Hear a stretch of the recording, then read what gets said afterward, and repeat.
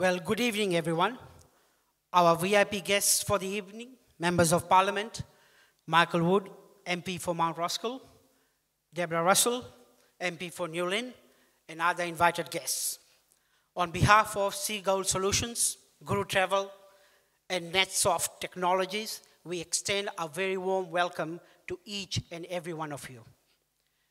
The idea of Business Forum was initially floated by Shailesh to me about 3 months ago. And here we are today hosting the first South Pacific Business Forum.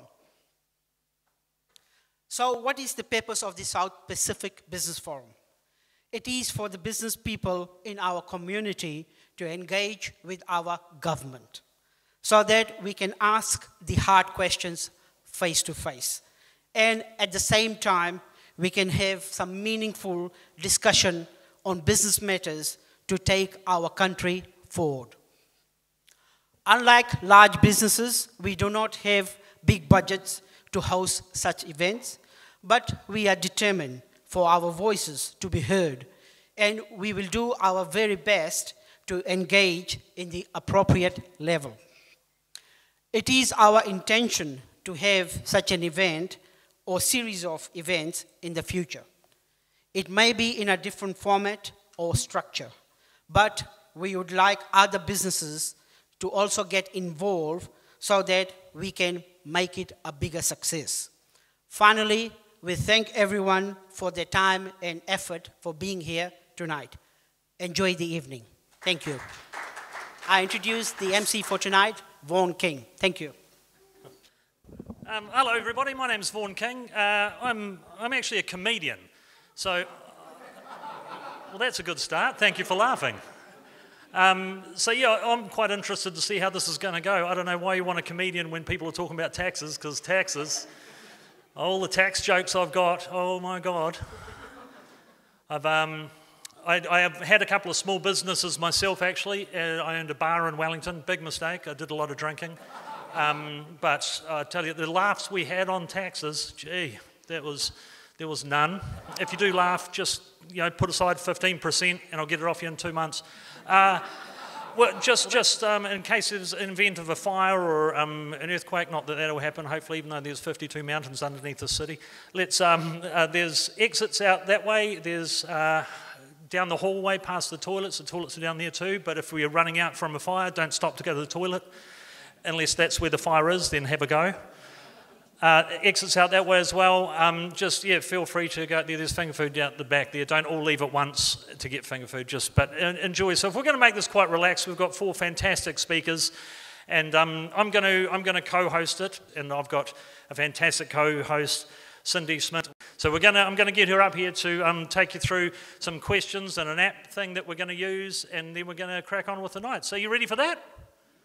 Yeah, oh, you sound excited. There's clearly some accountants here tonight. So please welcome my co-host here. We give it up for Cindy. So tonight we're going to do a slightly different thing. We're going to do a TED-style talk for our guest speakers. And that just means essentially it's going to be quite a succinct talk. It's going to be a personal story. And it's also going to have potentially go over some of the obstacles that the speakers have faced. We're also going to round it off with some live questions. So that bit of the night, we're going to require you to help us out here. And if you could pull out your phones, please. So we've got if you go into the website, which is up on the screen here, and you type in www.slido, all you need to do is pop the event code in, which is 7046, and then you can easily just ask your questions while the speaker is speaking. So if you have something that pops into your mind, you can just simply type a question and it pops up into my phone. Now, just to start the night off, I'm just going to start with a quick poll, and that's just simply to see who's here tonight. Is everyone getting the hang of it? Out of the crowd tonight, 16% of you are thinking of a business idea currently. There's 21% that are already in business, and we've got 5% of people here who are business directors. So thanks very much. Nice, cool. And you can get your questions going while the speaker is talking via that app. So yeah, we're ready to crack into it. Awesome, okay. Our first speaker worked in the private sector as an accountant and in the public sector as a policy analyst. She has lectured in universities in both Australia and New Zealand in taxation. Please welcome to the stage MP Dr. Deborah Russell.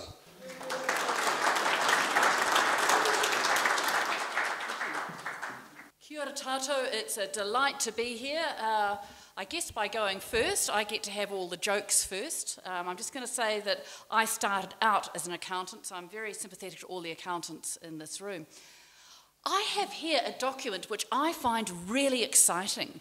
I got it into my hands about 4 weeks ago. I got a copy a week ahead of everyone else, and when I opened it, the plain envelope it was handed to me in, it felt like getting a new book for Christmas. It's the interim report from the tax working group. And I'm sure that all of you would be as excited by it as I am. What I want to talk to you about tonight is what is in this report for small business. And there are some really important issues I'd like to highlight in it, but especially I want to talk about what's in it for small business and then also what you can do in response to this report. So going through this report, it has some big ideas about how we should restructure our tax system, and a big discussion about the taxation of capital income. I do want to talk about that a little bit later, but in the meantime, I want to talk about some of the issues for small business that are canvassed in this report. Not a lot, as it turns out. There's not a lot of focus on the taxation of business income, but there is some discussion of it. You might know that there has for quite some time been a discussion as to whether or not there should be a differential tax rate for small business, with the idea being that businesses that earn income up to a certain amount pay a reduced rate of tax, and once they're over that amount, they pay more tax. That idea is dismissed in this report. They just straightforwardly say that actually businesses should just continue to pay the 28% rate for the company tax rate and the individual personal rates for other forms of businesses. Now look, that is consistent with an idea we have in our tax system, that no matter what structure you use for your business, you should pay the same rate of tax. Shouldn't matter whether you structure your business through a trust, through a company, through a partnership, as a sole trader. Overall, you should end up paying the same amount of tax as someone who earns the same amount of income through a different business structure. It's an idea of fairness. So they do say no differential rate for business, but actually it's based on an idea of fairness. They suggest some possible compliance measures for small business, some measures that could help small businesses with reducing their compliance costs. It won't change the amount of tax you have to pay, but it would make it a little bit easier to pay tax. So one of the things they suggest is increasing the threshold for provisional tax from $2,500 to $5,000 or $10,000. That'd be quite good. It means that if you're a small business who occasionally goes over the 2,500 threshold, you would say, actually, it's going up to 5,000, so you just stay out of that provisional tax regime. On the other hand, you would end up with a big, lumpy terminal tax bill. So that could be a problem for small businesses as well, but that could be managed. But that's something that's canvassed in this report. They're talking about increasing the 10,000 year-end closing stock adjustment. Now that's important for people who are in a business where you're buying and selling goods, and you have to make a stock adjustment every year. At the moment, you don't have to make an adjustment if your stock is at about $10,000 or less. So that's quite a good, it means you don't have to do a stock count. They're saying maybe they'll adjust that. So if you're running a business buying and selling, that might be quite a useful measure for you. And if you've ever had occasion to employ a lawyer because you've had a little bit of a dispute with someone, or maybe you've had to set up a business, you might know this provision. There's a provision that says that if your lawyer's fees are $10,000 or less, you don't have to split them between capital-related lawyers' fees, which are non-deductible, and ordinary day-to-day business-related lawyers' fees, which are deductible. Now, for anyone who's not a specialist going through your legal expenses and working out which ones are capital-related and which ones are day-to-day business-related, well, that's kind of a pain, and it's quite a big cost associated with doing that. Now, talking at the moment, if that's $10,000 or less, you can just deduct the whole lot. They're saying maybe they should increase that threshold. So those are some small compliance cost measures. The one thing I was looking for in here, which I would have liked to have seen, and it's not there, is the small value asset write-off for depreciation. At the moment, if you buy an asset that's worth $500, you can just write it all off in the first year, but if it's over $500, you have to capitalise it and depreciate it, and that's compliance costs. I wish they'd considered increasing that to, say, $1,000. That might have been helpful. And I would have liked to have seen that happening in there, but it's not there. However, you can do something about that. There are some measures in here to deal with the gig economy. That's where people, have lots of small jobs all over the place, and so they end up being contractors rather than employees.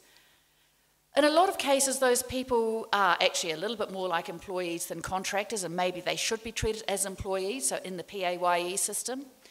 But a lot of the time they are genuine contractors, and that's hard for them, managing their tax affairs on a day-to-day basis. So they're talking about some of the issues around the gig economy in here as well, but not in great depth. But the big thing that this report deals with, and that I want to talk about just a little bit, because it is important to you, is the taxation of capital income. That's the gain in value on assets, which at the moment is not taxed. Now, we mostly see this in the residential property market. There's one big thing to remember. If a tax on capital income is introduced, it will never apply to the family home. The family home is sacred, and there's good reason for that. So we're talking about people who have a large portfolio of residential rental properties, and we're saying, actually, mostly we understand that you're expecting to get value out of that through the capital gain. Why is it that someone whose income, which they earn quickly, like in an ordinary old business or through salary and wages, pays tax on everything they earn, but someone who earns income slowly through the gain in capital value on something like a residential rental property doesn't get taxed on that gain at all? That seems unfair, that some types of income escape the tax net just because they're earned slowly. So there's a big discussion on fairness in here, and one of the critical issues on fairness is whether or not there should be a tax on capital income. Now, there's a lot of technical detail in this report as to how you could put that tax on capital income in place. There's two basic methods they suggest. One is a deemed return on capital. If you've got an asset worth $100,000, they'll say that you will be deemed to earn, say, 5% on that every year. So it's worth $100,000, you're deemed to earn $5,000 a year, and that notional income would be put into your tax return and you would have to pay tax on it. There's a lot of fish hooks in a deemed rate of return tax, mostly around what the deemed rate of return actually is. And of course, if you've only got a deemed return, probably you haven't earned the income in the first place. So you'd be trying to pay tax on it when you haven't even earned it yet. The other way of doing it is a standard capital gains tax. The sale value of an asset less the cost value of an asset, you would pay tax on any gain on sale. And obviously there's some pretty technical rules around that, but those are the two basic methods. The report asks for which one you prefer. I know which one I prefer if we're going to do this. I prefer the realised gain on sale. And the reason I prefer the realised gain on sale is because when people have sold an asset, that's when they've got money in their back pocket and they can actually pay the tax. There's all sorts of technical details in this report about how you would do rollover relief. That's when you sell one asset in order to buy another one. Should we have some rollover relief? What say you inherit a home? Maybe when your parents die. When should that go into the capital income tax net? Should there be a grace period, maybe of 2 or 3 years, while you decide what to do with it? What say you end up putting your family home into the rental property market because you shift to another city for work? Should you have a grace period of 2 or 3 years while you decide what to do with that asset, whether you still need it? So some of those issues are canvassed in this report too. So what I want you to urge you to do is to respond to this report. I've just let you know some of the issues that are in it. You've only got a few days. Submissions on this close on the 1st of November. So your homework tonight, ladies and gentlemen, so I used to be a university lecturer, so you knew there was going to be homework.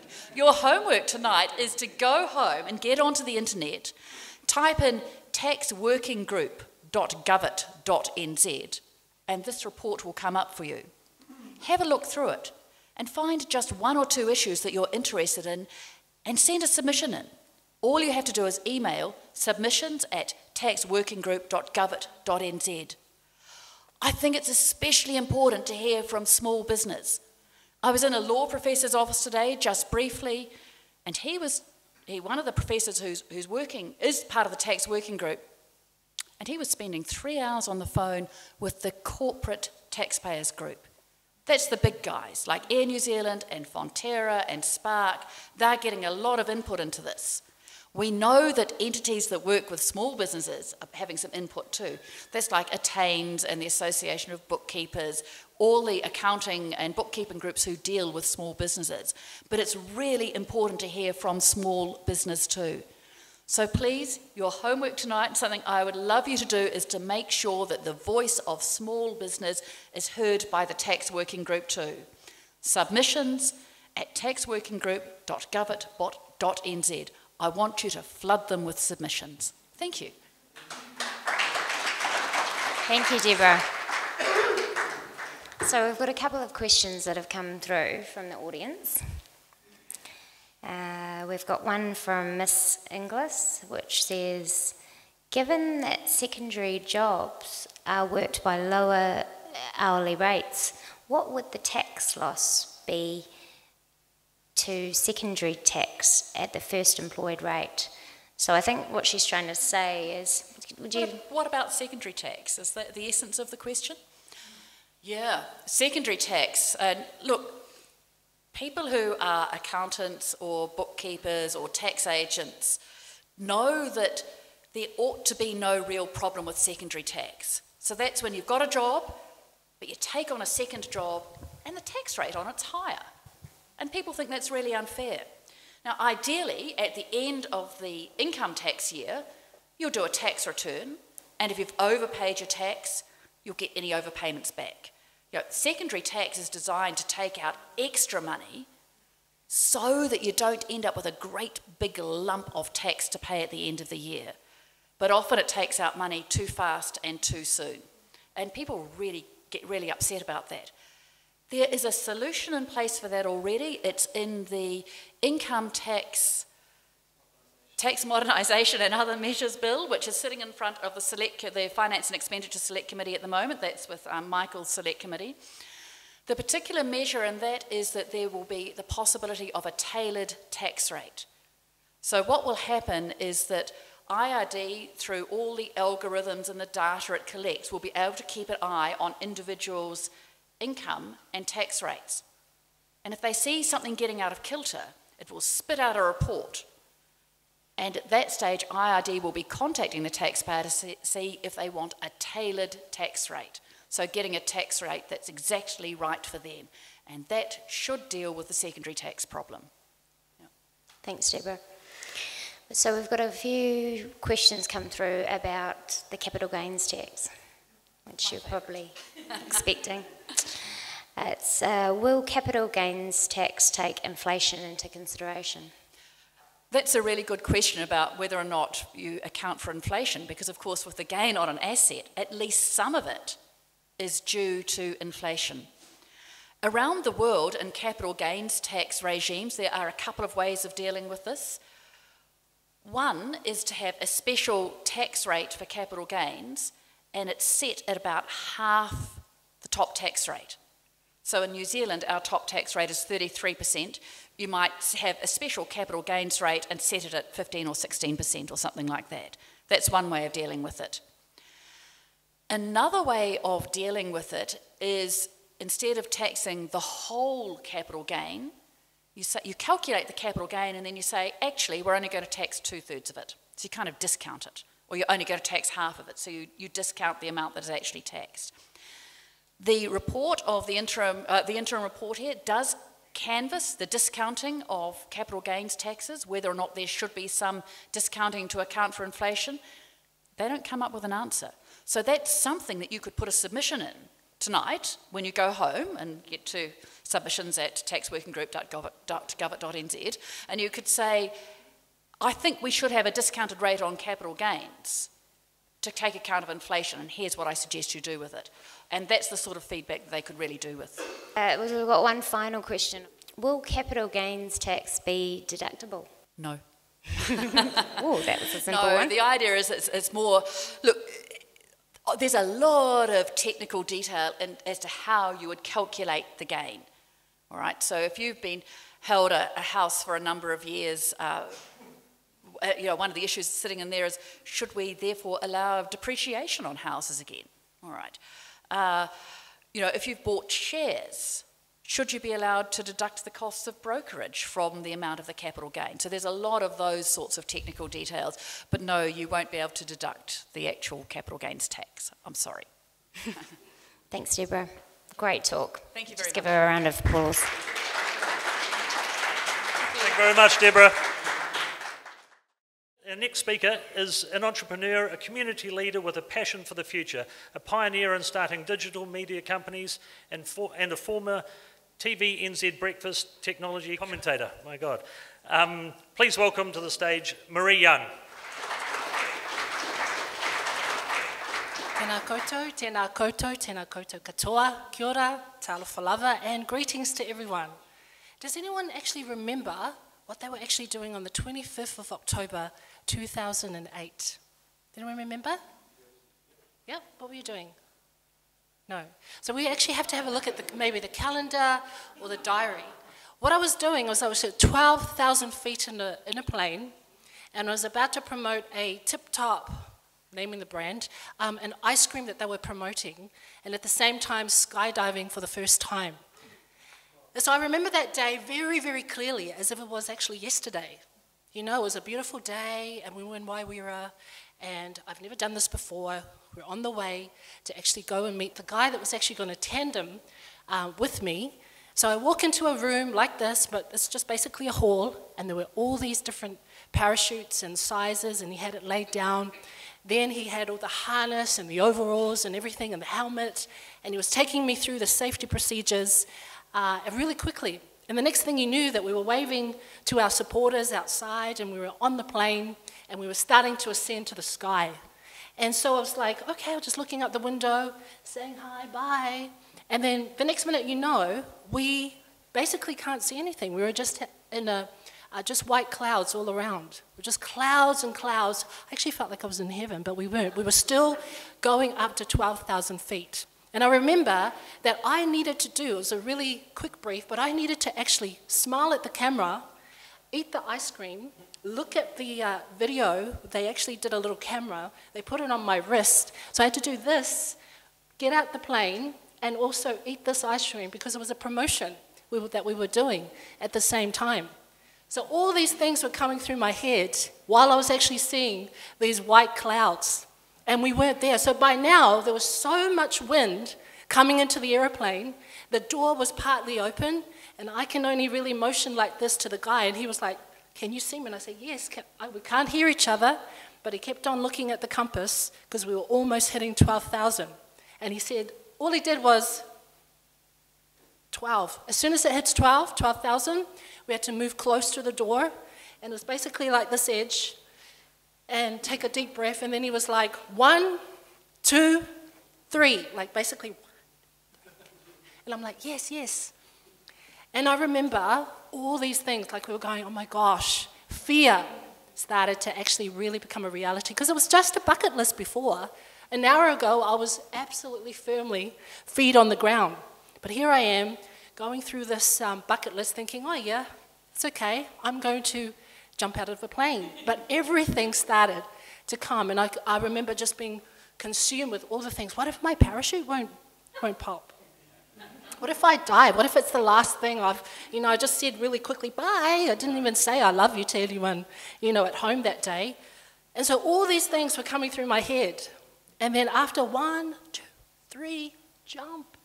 And then like this, and I was remembering how to, I was looking at all the YouTube, how they actually do it so professionally, and everyone's so cool, and basically it wasn't cool, it was the opposite. So the wind was blowing and my cheeks were going like this, it was really awful.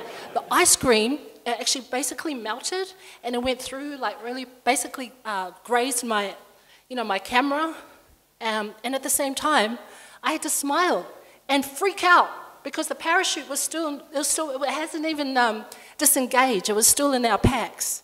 So that moment, from the time that we jumped off to the time that the parachute went up, it was just chaotic. Everything came through my mind.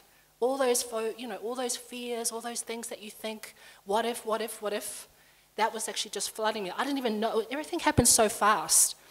Now it's interesting, once the parachute started actually releasing, and it went into the, I can see it while doing this and eating the ice cream, I had ice creams up my nostrils at the same time. As soon as I saw the parachute up, I felt this, like a real sigh of relief. Like, oh my gosh, I'm gonna live. I'm gonna be okay. And then there was this amazing serenity, like peace. I can actually see, I can see around me. There was no panic, because I was panicking before. I thought I was going to die, all these what ifs. And I really started to enjoy what was actually happening. I can sort of see, oh wow, amazing. I was in awe. What was the one word that basically I was in awe of creation. What a beautiful day. Nothing I couldn't fault it. What was supposed to flower was just amazing. So as we were just coming down calmly, it was an amazing feeling. And that was my aha moment at that time. The fact that we can be, well, I can be, don't know about you, you guys look really, you guys look all set.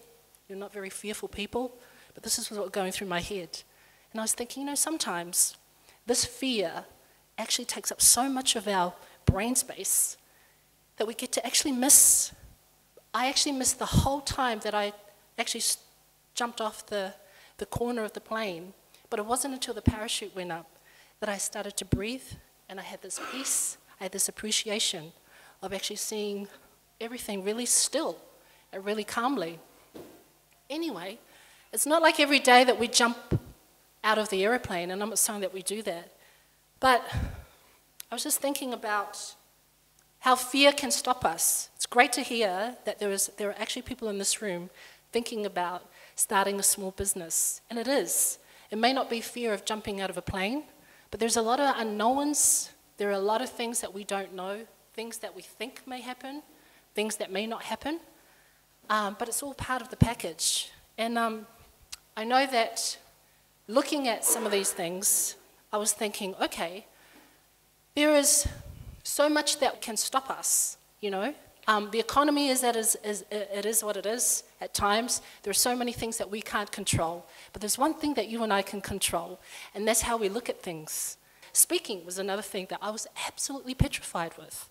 A lot of the times, I think it was a research 4 years ago, people are so afraid of public speaking.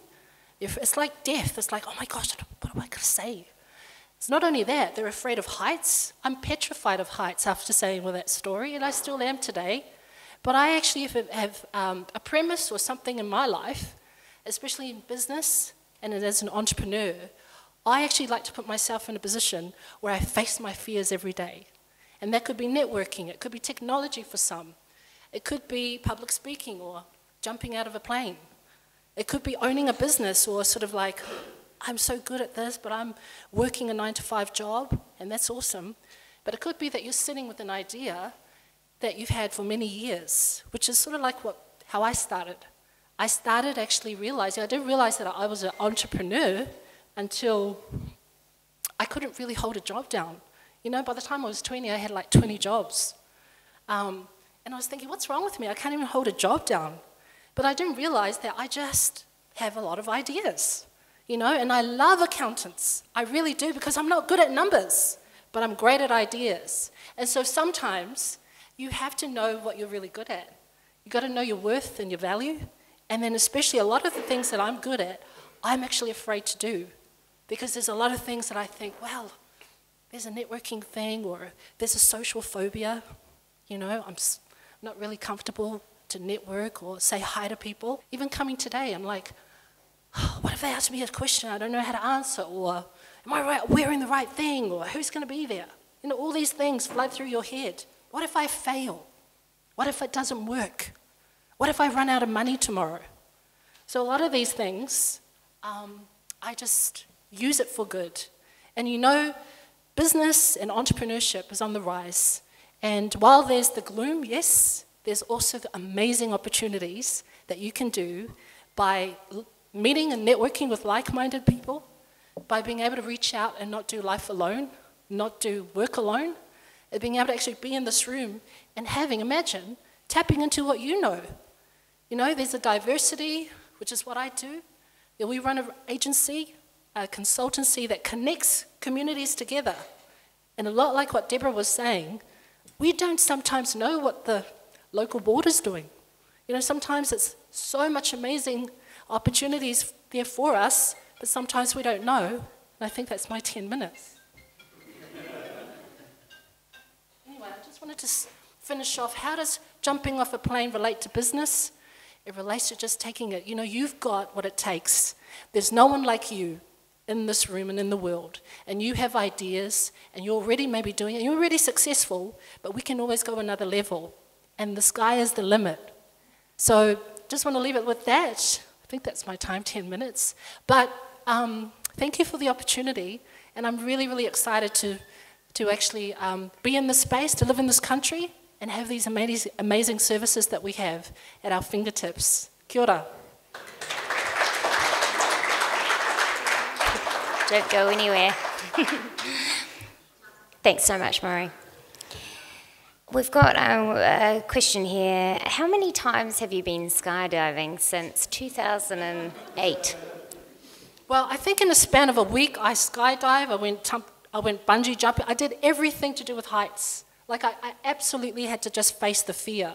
Otherwise, I never wanted to say, So I'm still scared of heights, but yeah. Good work. Thank you so much. Thank you.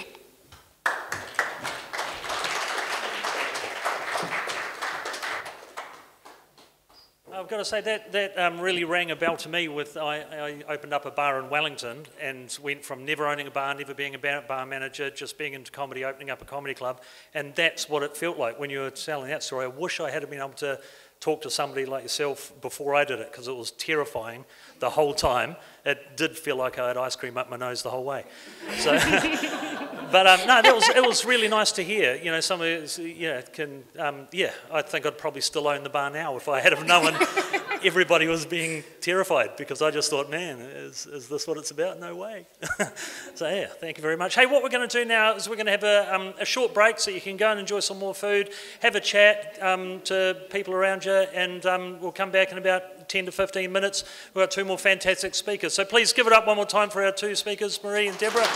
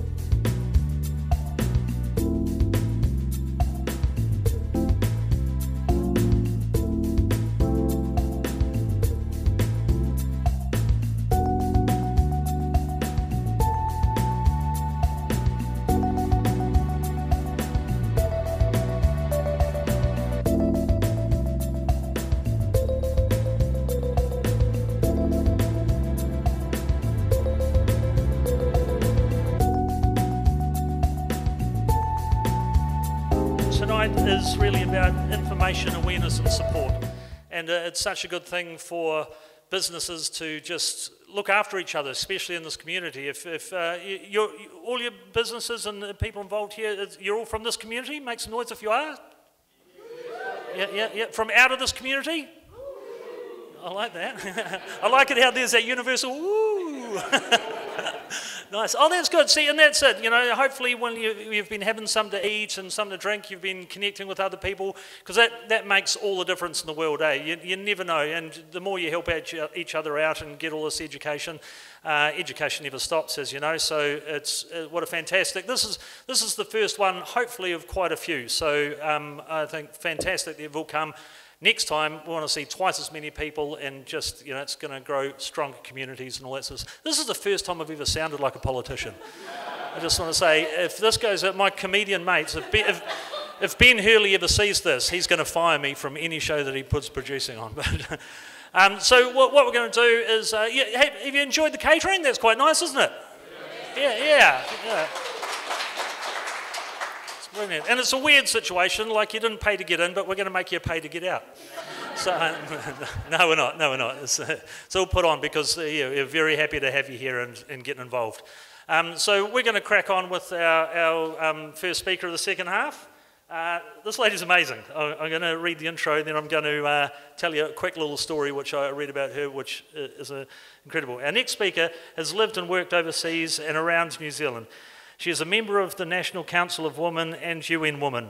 She has spent her work life advocating on behalf of groups of people whose voices are often unheard. Now, that's amazing in itself, right? But this blows me away. Also was mugged in broad daylight in Auckland after returning from a visit from Bangladesh. Like, no joke. Like, must be all that flash Bangladesh dollars, eh? But so I just had to talk to her, and I said, what happened? But she ran after the guy, she got her handbag back, and she punched his car door. Give her a round of applause. Ladies and gentlemen, please welcome to the stage MP Priyanka Radhakrishnan. A new hero. Thanks for that, Vaughan. I think that's probably the most colourful introduction I've ever had. I wanted to begin, though, with a bit of a quote, and it goes like this. We define ourselves as a nation of immigrants. That's who we are in our bones. The promise we see in those who come here from every corner of the globe, that's always been one of our greatest strengths. It keeps our workforce young. It keeps our country on the cutting edge.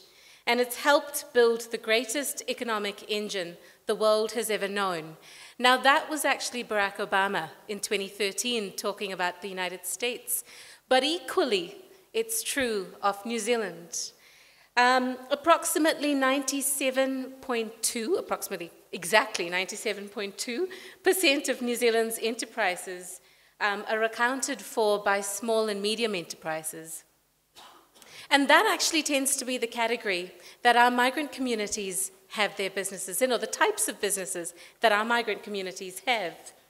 Increasingly, we've made an impact on the transformation of the suburbs and the cities that we live in.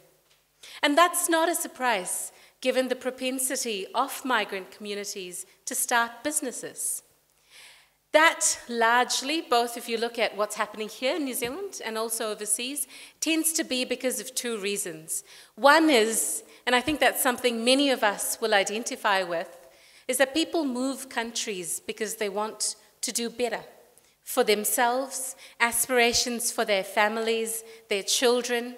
But unfortunately, it's also sometimes a little bit about what is known as mobility blockers. Some of the reasons that people, and evidence tells us this is particularly true for women small business owners within our diverse ethnic communities, it's sometimes some of the blockers that block us from getting into the labour force that then leads to women starting their own businesses. So a few different reasons there. According to Stats New Zealand, Asian women are the largest ethnic cohort that are likely to be self-employed. Internationally, women immigrants have acknowledged to be sort of the fastest growing groups of small business owners as well. However, whether you talk to some of our entrepreneurs, particularly women here or overseas, one of the biggest barriers to them advancing, to us advancing, is confidence that holds our communities back. And that's what I wanted to talk a little bit about, because that's something that I know intimately from my own life. So I was asked to talk a little bit about leadership, and I thought I'd focus a little bit on this. So I moved here to New Zealand as a young adult. I came here to finish an undergrad degree. I moved to Palmerston North in the middle of winter from a city-state, a tropical, hot island country known as Singapore. So straight into the middle of winter in Palmy, where I didn't know a soul, but that's partly what drew me to New Zealand. The fact that I didn't know anyone and that I could chart my own path in a sense. None of it actually involved going after muggers, but that's par for the course, apparently, sometimes. So for me, it was, when I talk about self-confidence, self-esteem, it was largely about figuring out where I fit in this new country that I moved to, how I could contribute, what I could do, and that little niggling thing that a lot of people, I realized, a lot of women particularly face, called imposter syndrome. Are you good enough? There's always that little voice at the back of your head asking you whether you're good enough to do this. But between then and now, I've worked with so many people whose confidence has been shattered. And that's women survivors of gender-based violence. That's migrant workers who come here and are exploited in our labor market.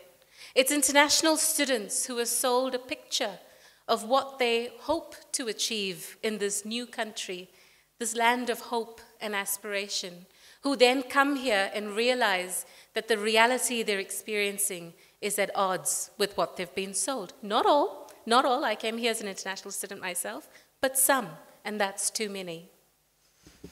I've also spoken to many younger New Zealanders from our different, diverse, multicultural communities. Many of whom, whether they're Sri Lankan New Zealanders, Indian New Zealanders, Chinese New Zealanders, who came here to New Zealand as young children, who've grown up here. And I spoke to this one young woman who said something that has stuck with me over the years. She said, I came here when I was very young.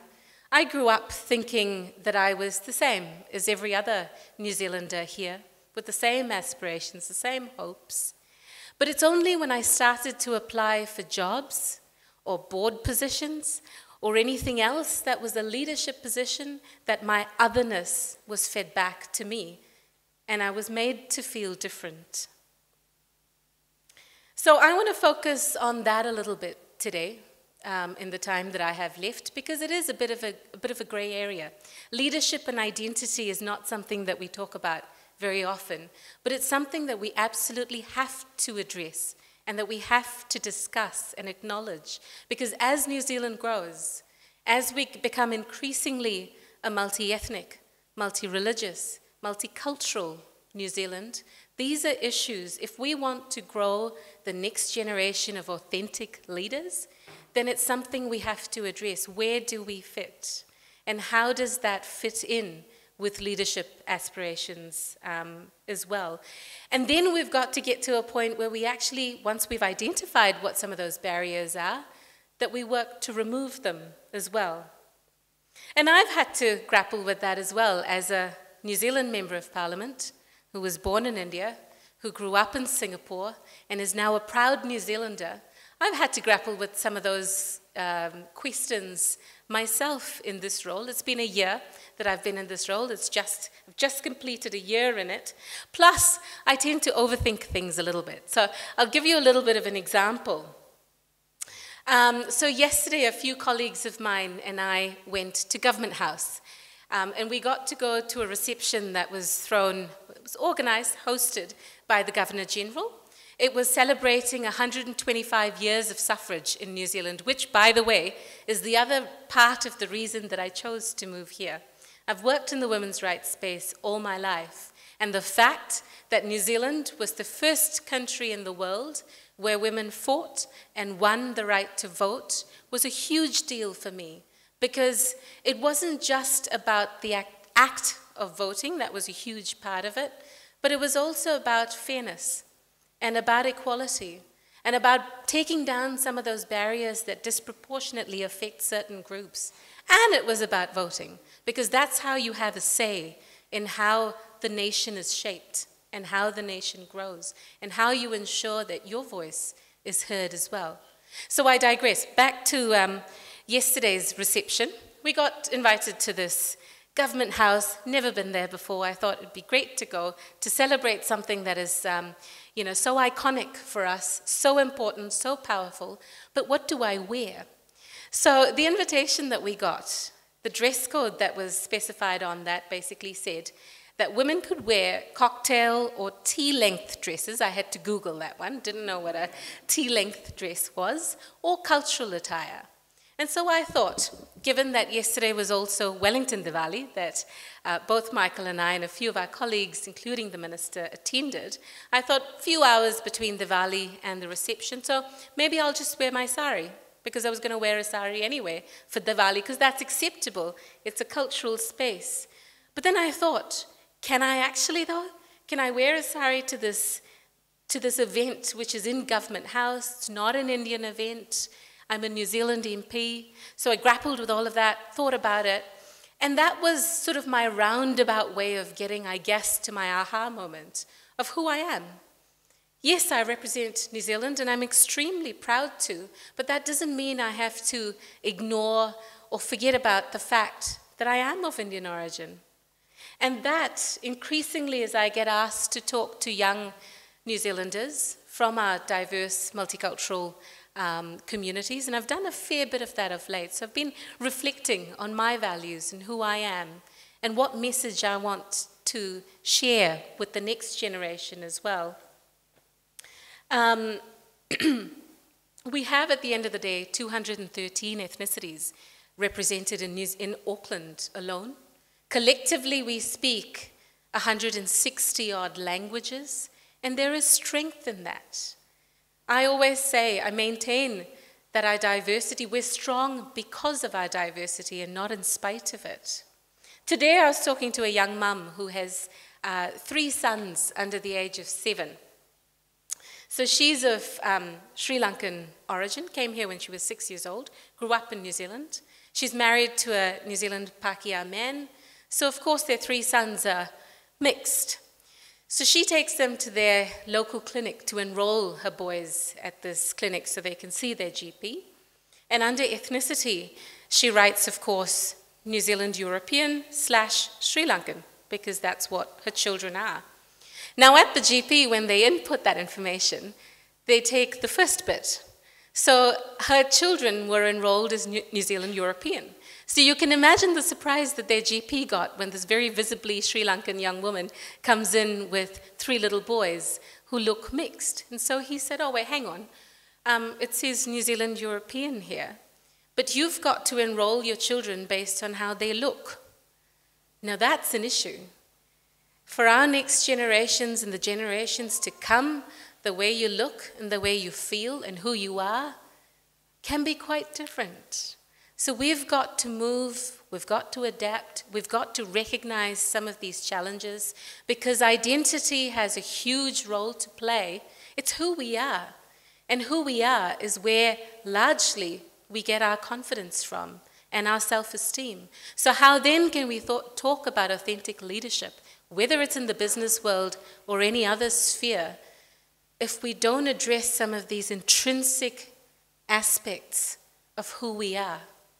How then can we be authentic? And so that's my message often when I speak to young people from our communities. It's be strong in who you are. You may look, you may sound, you may think differently from those who are around you, but that's the strength that we have here in Aotearoa, the strength that we have to maximize that diversity of context, of experience, of perspectives that we bring. And part of that is the diversity of who we are. So I'll end with just two quick quotes. One is Kate Shepherd's famous quote that should empower us all to fight the stereotypes, the boxes that we're put in, whether it's because of our gender or our ethnicity. All that separates, whether race, creed, class, or sex, is inhuman and must be overcome. And we must overcome it together. Nā tauroro, nā takuroro, ka ora ai te iwi. With your food basket and my food basket, the people will thrive. No reira, tēnā koutou, tēnā tātou katoa. Thank you. Thank you so much, Priyanka. We've got a couple of questions here, but we also just wanted to open it up to the audience. If you've got a question that you want to ask MP Priyanka, now's your time. We have a few on the app, but just think of something if you have something to ask Priyanka.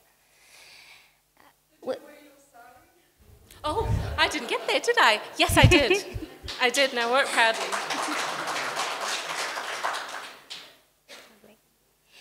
We've got one question here, and it's how does the Labour Party plan to improve international trade with Asian countries to help our small businesses? Good question. Yeah, but I mean, at the end of the day, we are a small trading nation, and that's absolutely, there are huge benefits, and there have to be benefits from trade to our small business owners as well. I guess there are 2 points that I'd like to make. One is, and you might hopefully all have heard about the Trade for All agenda, and that some of the government's been consulting on the Trade for All agenda, and that's to ensure that our small businesses do actually benefit from opening up export markets, and also to ensure that our women entrepreneurs specifically, because trade has a gendered component, and if we are looking to ensure that everyone benefits from it, we've got to ensure that it benefits our women entrepreneurs as well. And I'll just talk, I don't have a lot of the detail with me at the moment, but I'll just talk very briefly about the CPTPP. We've just had the amendment bill passed through Parliament that will allow us as a country to ratify the CPTPP. Now, initially you'll know that Labour had 5 bottom lines, part of which was to ensure that we had reach into markets so that it was beneficial for us. Part of it was to ensure that we retained sovereignty, and also another part of it was ensuring that we could, as a government, govern in the best interests of New Zealand. And part of that was ensuring that we could stop, which we have done, foreign ownership of existing homes here in New Zealand. So previous government said it couldn't do that. This government, both the Trade Minister and the Prime Minister, went in to negotiate for that, and we did get that. But also, of course, ensuring that we can open up some of those markets. So CPTPP, for example, gets us into Japan, where we haven't had a trade deal. Huge market for us as well. And some of these trade deals, all of these trade deals, do that, and that's what we're focusing on. Thank you so much. Thank you, and thank you for having me. Thanks.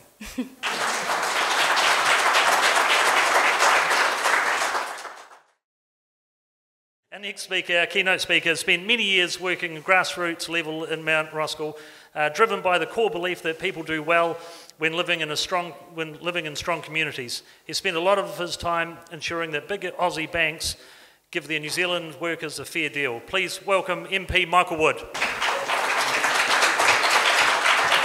Kia ora koutou katoa, namaste, ni hao, shub Diwali as well at this time of year. And good evening and welcome to the very best electorate in all of New Zealand, everyone. You're right here in the middle of the Mount Roskill electorate, and it's a real delight to speak with you this evening.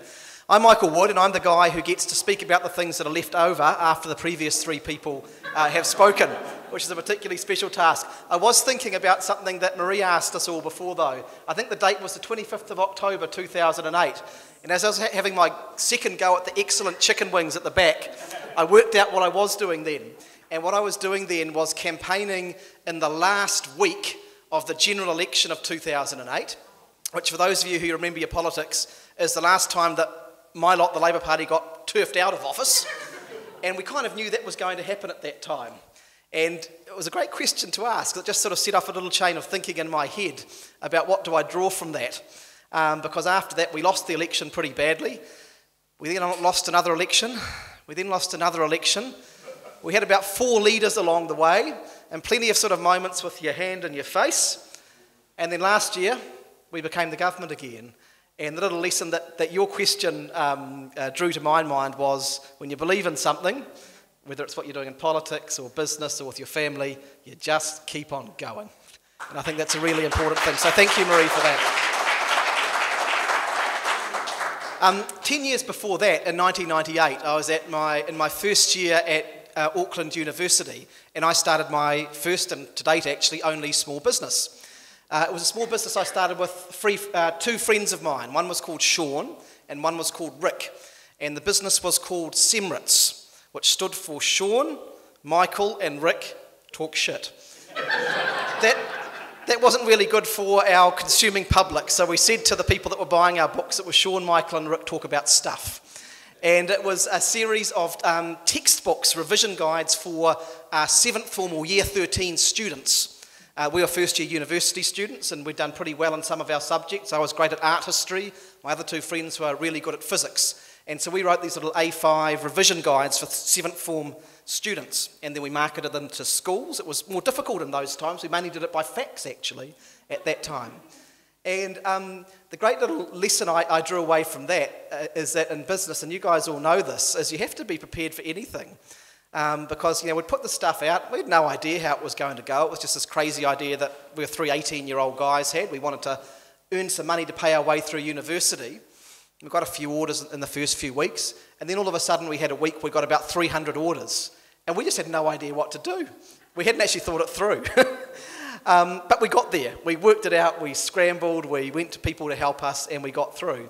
And for a few years at university, we had this great little business that helped us to do what we needed to do, which was to pay our way through university, to pay our fees. So that was one little lesson out of my pretty brief experience in small business. You've got to be ready for anything.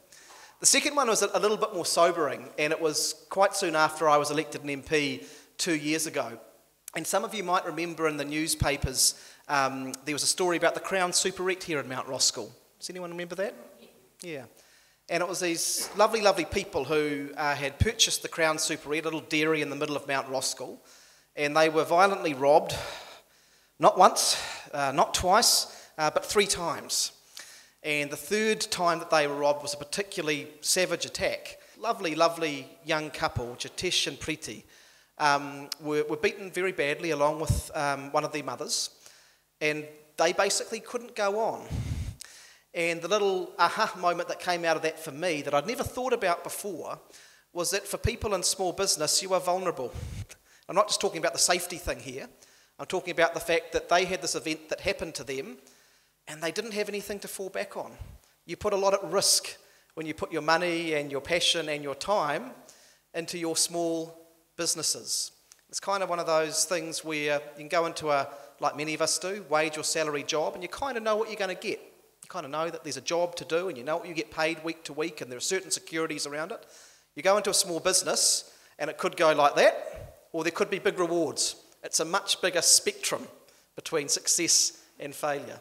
And that was a real moment for me when that happened with Jitesh and Preeti. And so I just have a huge admiration for all of you who do take that risk and put your creativity and your ideas and your energy into building small businesses. And as Priyanka said, it's a really important part of our economy.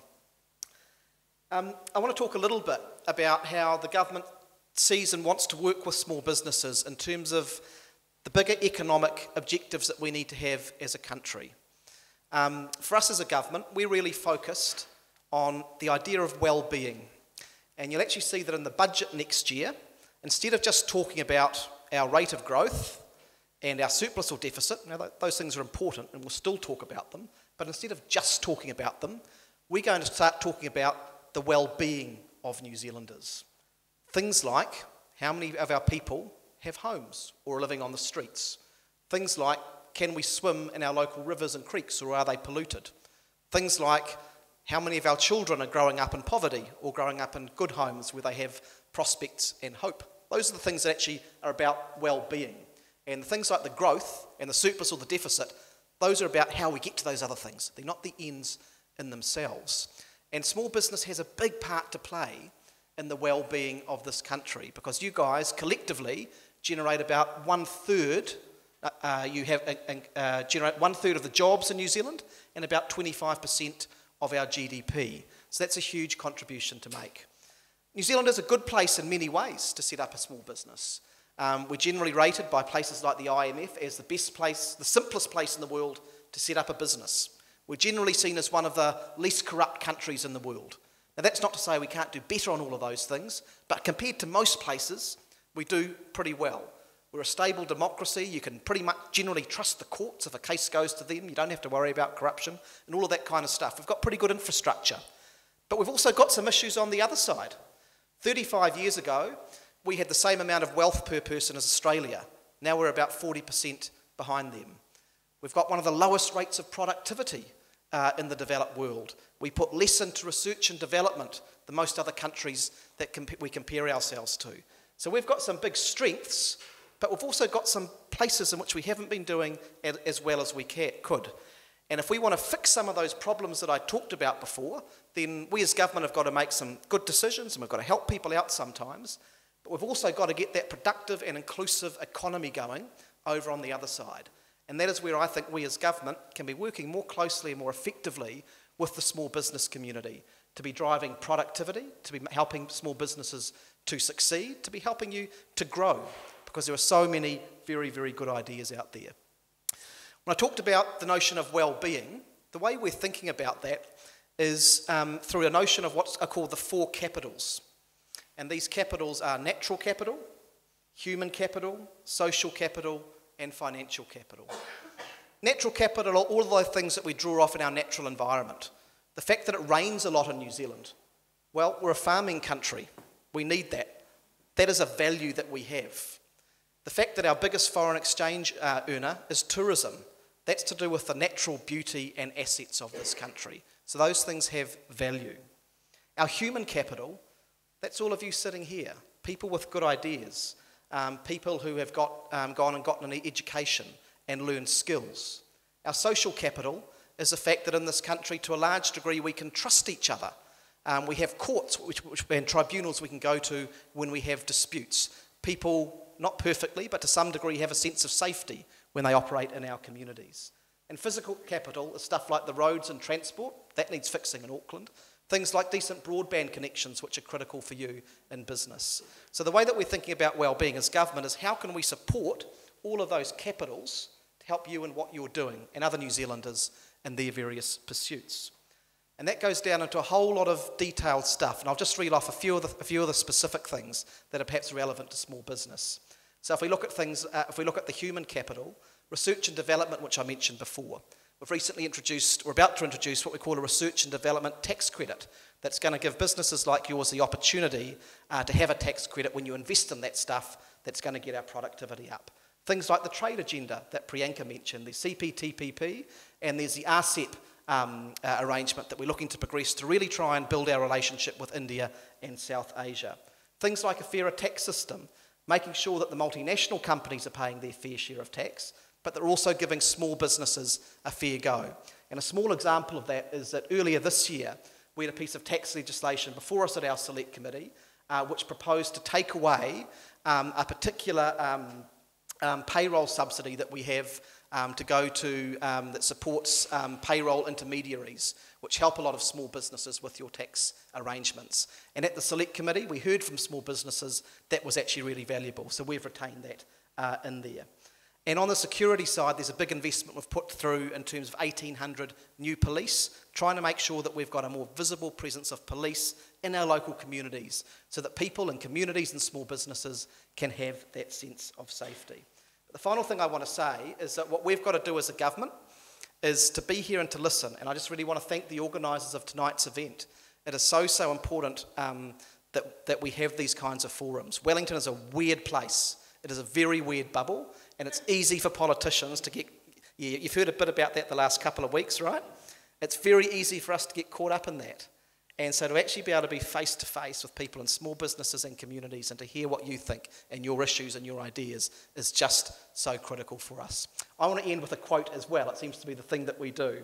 It's a quote from Einstein. He was a pretty bright guy, right? He said, "Strive not to be a success, but rather to be of value." So what is the value that we can all contribute to the community around us? If we do that, we'll all be successful. Thanks very much. Thanks so much, Michael. So we've got a few questions that have come through. How does the Labour Party plan to improve international trade with Asian countries? Yeah. Look, we want to play a leading role in this area, okay?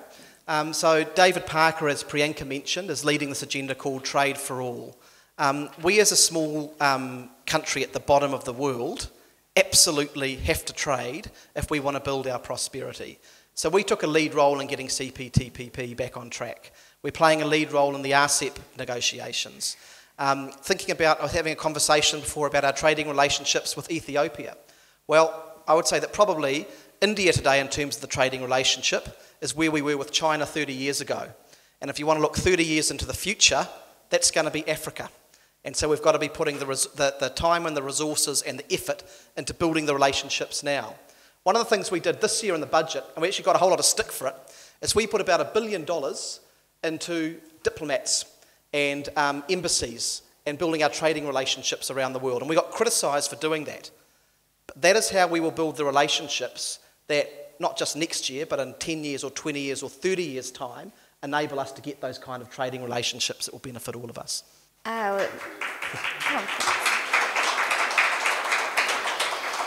So we've also got another question, and this one's a bit more tricky. So it's about fuel. Yep. I thought we were going to get away tonight without the fuel question.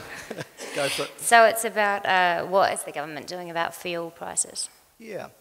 We're doing a couple of things. The most important thing is that this week we passed what's called the Commerce Amendment Bill. So we have absolutely had fuel price increases over the last few months. Some of that has been to do with increases in excise duty. There's no getting away with that. And actually it's something that we campaigned on because we said that the situation in Auckland cannot go on. We cannot continue ignoring the transport chaos that is happening out there every single day on our roads. That is costing businesses in Auckland $1 billion every year of lost productivity. So there is a regional fuel tax, and that is going directly into initiatives to unlock that. But actually the biggest part of the petrol price increases have not been the excise tax. It's been partly to do with the dollar. We can't do too much about that. But a lot of it has been to do with the petrol companies increasing their margins significantly over the last 10 years. The last government did a report on this 1 year ago, which basically said there's a big problem here and the companies are covering up and not providing the information to help us understand there's a competitive market. So we've passed the Commerce Amendment Act, which is going to enable the Commerce Commission to do a proper market study into the fuel market to make sure that we have a properly competitive market. And that is going to be the biggest thing that we can do to put pressure on them to bring prices down to reasonable levels. And that's underway now. Thanks, Michael. We've got a question from a person called Baptist. They have said, we should change the forms that we fill in. If there is a New Zealand European, then there should be a New Zealand Indian, New Zealand Sri Lankan, etc. What is the present government doing about our forms? So we've just had the census, and I wonder if the question perhaps arose from that. And this country is, this city, Auckland, is generally rated as the fourth most diverse city in the world. And this place we're in right now, Mount Roskill, is the most diverse part of New Zealand, around about 200 languages, a huge number of different cultures and faiths, and that's an enormous strength. One of the things we've got to navigate, and I think we've done it pretty well as a country so far, is how do we recognise the benefits of having such a huge amount of diversity and allow 1,000 flowers to bloom in this country. I'm a huge believer that recognising and celebrating that diversity makes us a better place, will ultimately make us a wealthier place if we do it well, actually, as well. But at the same time, having a shared sense of national purpose. We're not talking about fracturing to lots of little different tribes. We're all New Zealanders here.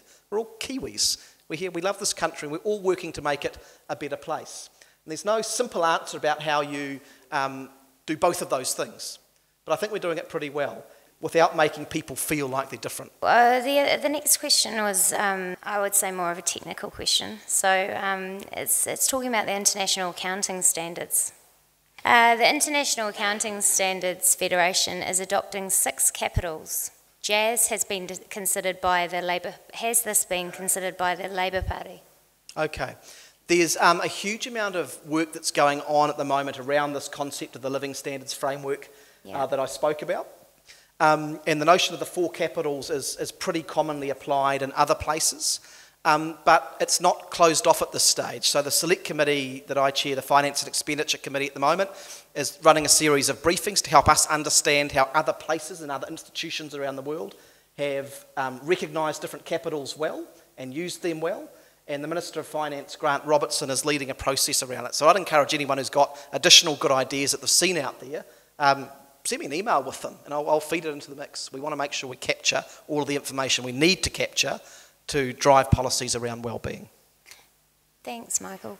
So we've actually got a couple more days left on that tax working group feedback. So if you can remember to put your thoughts in, that might be another good way. Or as Michael said, you could email him. Thank you very much. I think we're going to close up there.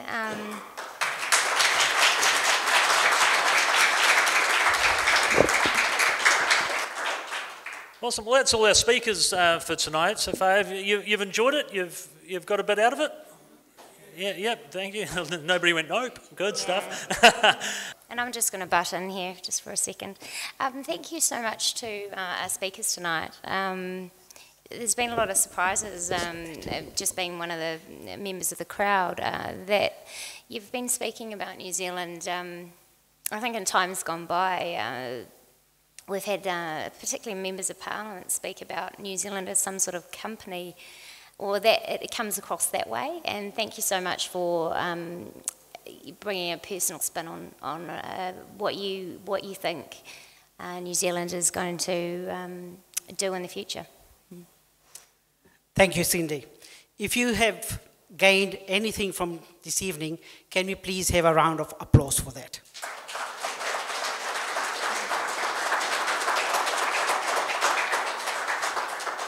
Thank you. This evening wouldn't have been possible with the concept or the idea that Shailesh Bhai had from Seagold Solutions. Could you please stand?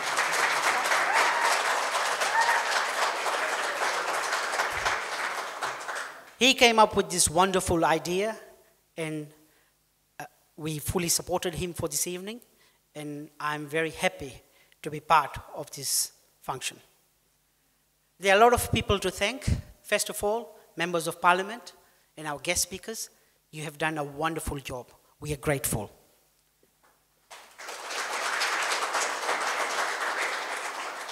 To Vaughan and Cindy, you have been superb. You have made this evening what we have experienced. It's magical. Thank you.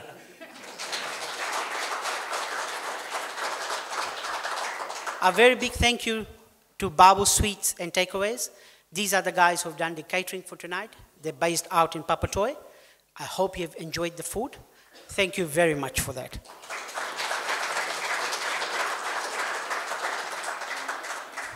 Thank you to Auckland City Council for providing this great venue for this function. We appreciate that. Thank you to the videographer here and the photographer. I'm sure you have captured all the magical moments of this evening, and we'll be seeing more of that. Thank you. Thank you to these guys for providing the wonderful sound, the lighting, rare entertainment. Thank you, guys.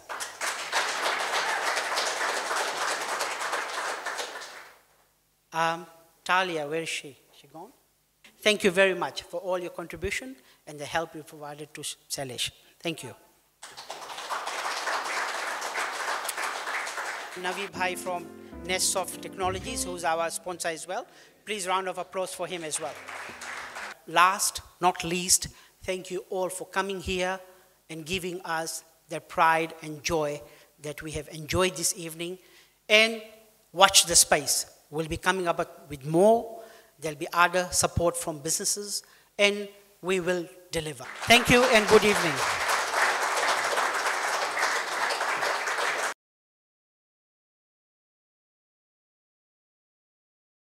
Hi, this is Michael Wood, and I've just had a fantastic evening at the South Pacific Business Forum, meeting with and speaking with small business owners and people from across Auckland about the issues that affect small business. And for me as an MP in Parliament, hearing that feedback, understanding the concerns of business is just so important. I'm really looking forward to more forums like this in the future. Hi, tonight was an amazing event. It's great for small businesses and entrepreneurs. Really appreciate the evening tonight, and especially as Seagold are putting this together. So really amazing and great, informative key lessons for small businesses. So fantastic, wonderful evening, and definitely looking forward to the next one. Thank you. I really wanted to hear from some of the, particularly the Labour ministers, about what their take on small business was and what they were actually going to do to change it. And yeah, I thought they did pretty well. MP talked about the tax working group, and that was of special interest to me, being an accountant, chartered accountant, and I enjoyed that part of it. I just want to say this event organized by Shailesh and part of Seagold was fantastic. It was really helpful for the community, especially New Zealand community. Most of the New Zealand businesses, small to medium businesses, to have people talk about them and understand their pain points. It's very, very good and informative for them. And hopefully in the future we have more of these events helping the community of New Zealand to prosper and grow more further into the future. The benefits that I've got from here is, especially in the accounting field, how the tax systems are affecting the small businesses, and also how we can network with other businesses and get support from the members in the parliament who are there to support the small businesses to grow.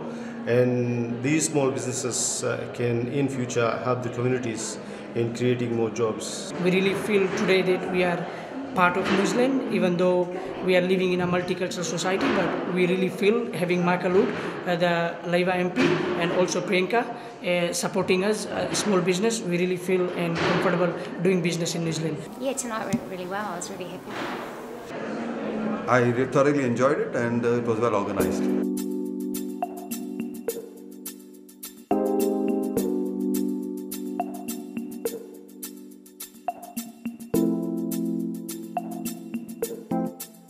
Thank you.